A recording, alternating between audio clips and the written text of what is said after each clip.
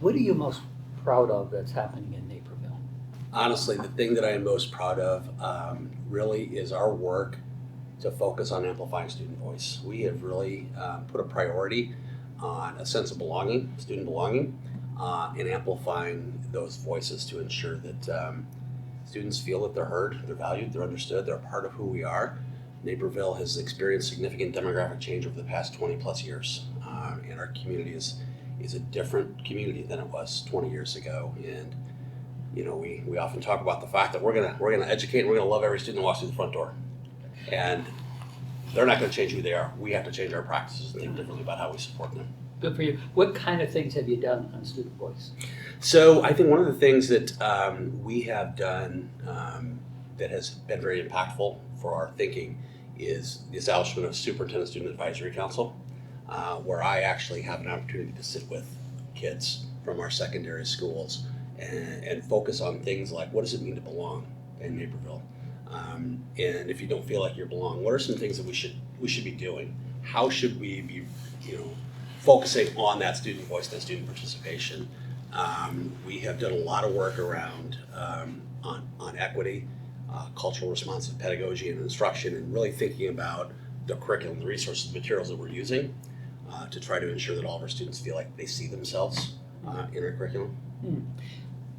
Pushback from anybody? Faculty, board, community? No, nothing other than misunderstanding or not having an awareness of what it means. We actually, I think our community celebrates that we are focusing on belonging and ensuring that students have a voice. A little pushback around things like our social emotional learning work that we're doing, our equity work that we're doing, but that's often silenced quickly once we really talk about what it is. And so I often talk about, as long as we're clear on the why of what we're doing and we're communicating that why to our community and we're listening to our community, then they're good with what we're doing. Naperville has a long and rich history of excellence. Yeah. Brag a little bit here for me. Tell me what have been really some incredible successes about Naperville. Yeah, I guess when you look at the postcard, so to speak, Naperville, Illinois is often rated as the #1 community in America for public schools through places like niche.com and things like that. Money Magazine often ranks us very high. It's the people, and if I have to brag about what makes Naperville great, it's the people.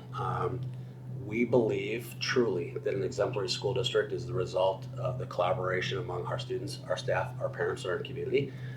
And I think all of those groups see themselves in who we are.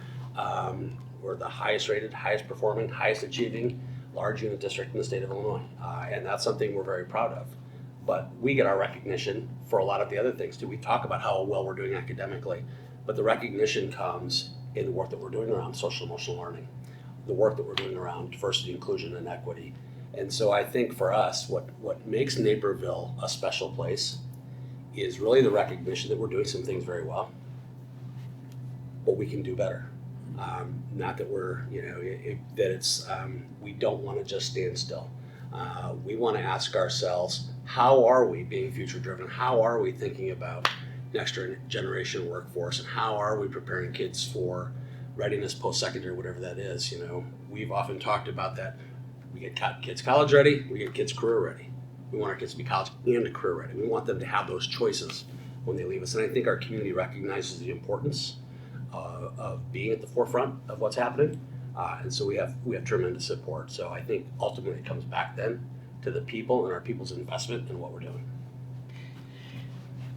I know a little bit about your district, and one thing that's very impressive is your commitment to support principals to make them successful. Yeah.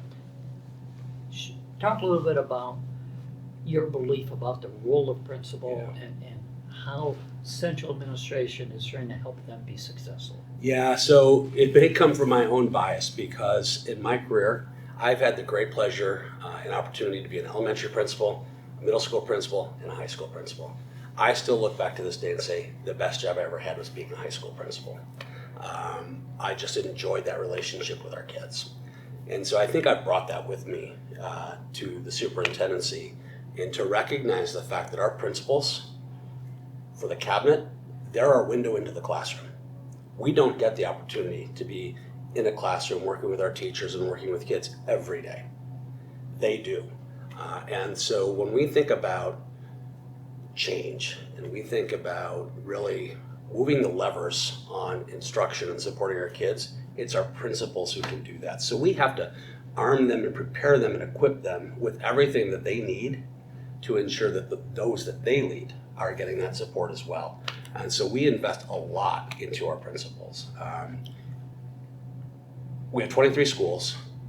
I have hired 22 of the 23 principals during my career.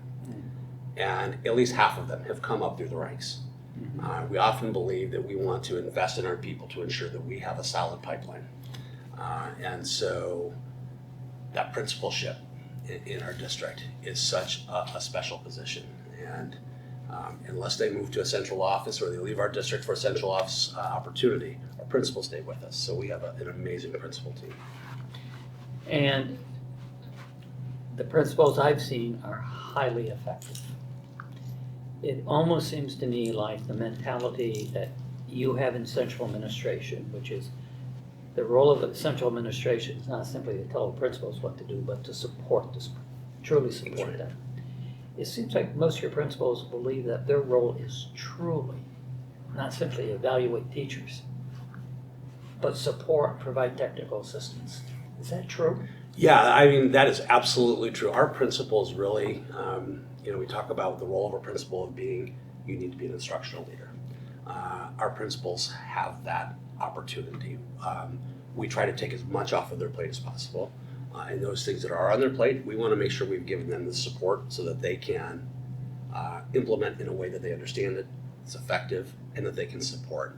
And so our principals really invest a lot of time in their own personal commitment to their schools, in being in those classrooms and working with our teachers, just rolling up their sleeves. And so we see the trickle up effect, so to speak, right? Teacher needs this, they go to the principal, and our principals know they can come to us and say, this is what we need, and this is why we need it. I think about over the last few years and the things that the trauma, I will say that, we've gone through, our teachers, our principals. Our principals right now are some of the biggest advocates for our educators, because we know they're worn out, they're struggling, but our principals are there saying we need to provide new support, different kind of support. What we're seeing is different. I've actually the questions I wanted to ask. What else might you think an audience might want to know about Naperville? Just share. Yeah, so I think what you need to know about Naperville, I think it is something that a lot of superintendents may be thinking.